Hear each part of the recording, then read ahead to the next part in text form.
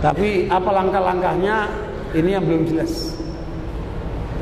Tetapi dari realitas kenyataannya sangat memprihatinkan. Ini adalah buku Syiah untuk membantah buku MUI.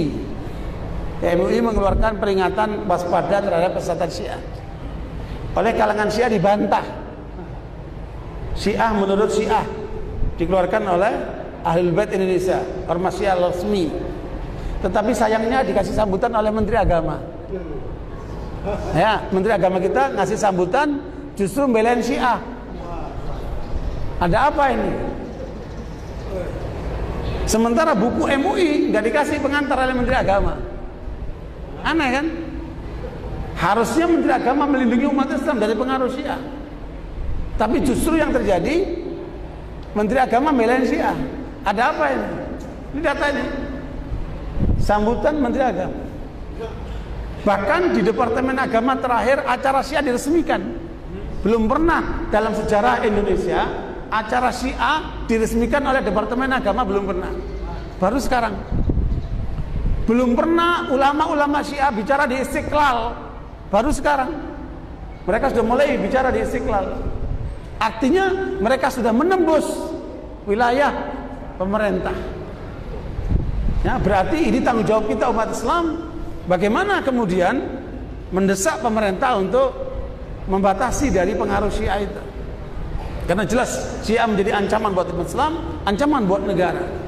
Tapi mengapa kemudian mereka masih menampung Syiah, melindungi Syiah, bahkan memberikan jalan kepada Syiah? Nah, ini menjadi tanggung jawab kita bersama. Ya, kita terus berjuang meyakinkan pemerintah, kemudian mengungkap tentang bahaya mereka. Bahkan ini rahasia penting khusus untuk warga Tulungagung dan sekitarnya, bahwa ada tokoh Syiah yang kemarin sadar menjadi Sunni mengungkapkan data bahaya sekali. Dalam data itu disebutkan Syiah dengan dukungan Iran akan mensuriahkan Indonesia di tahun 2020. Ya, Syiah akan mensuriahkan Indonesia di 2020. Nah, mudah-mudahan ini tidak terjadi.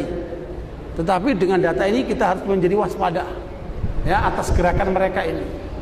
Ya, jangan sampai Indonesia seperti apa? Yaman, yang tadinya kecil seperti Indonesia, pengajian, masjid salim, sekolahan, panti asuhan, tahu-tahu mereka angkat senjata dan kudeta. Itu di Yaman. Ya, begitu pula sebelumnya di Bahrain, tapi gagal. Begitulah mereka kemudian melawan dengan senjata di Pakistan, di mana-mana seperti itu.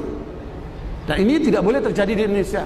Makanya sebelum mereka menjadi besar, harus apa? Kita tutup pintunya. Ya, makanya penyadaran kita selama ini seperti ini adalah tujuannya untuk membentengi umat Islam ahli sunnah dari pengaruh Syiah. Mengapa? Karena yang disasar Syiah ahli sunnah. Jadi Syiah selalu datang ke tempat-tempat ahli sunnah untuk mensyiahkan ahli sunnah. Harusnya bukan begitu. Kalau mereka mau dihargai, jangan mensyiahkan ahli sunnah. Syiahkan itu orang Hindu, orang Kristen, terserah kalian. Tapi jangan mensyiahkan ahli sunnah. Ketika mereka mencoba mensyiahkan ahli sunnah, kita akan hadapi mereka. Karena kita berkewajiban melindungi ahli sunnah wal jamaah dari usaha penyesatan mereka itu. Makanya masyarakat muslim ahli sunnah harus menjadi waspada, care terhadap masalah ini. Jangan acuh tak acuh. Sebab kalau kalian acuh tak acuh, jangan salahkan nanti kalau kemudian anak-anak kalian akan menjadi sasaran mereka.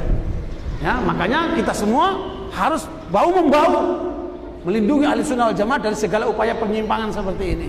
Karena ini dibaliknya negara ini, bukan main-main ini. Gerakan mereka sangat masif.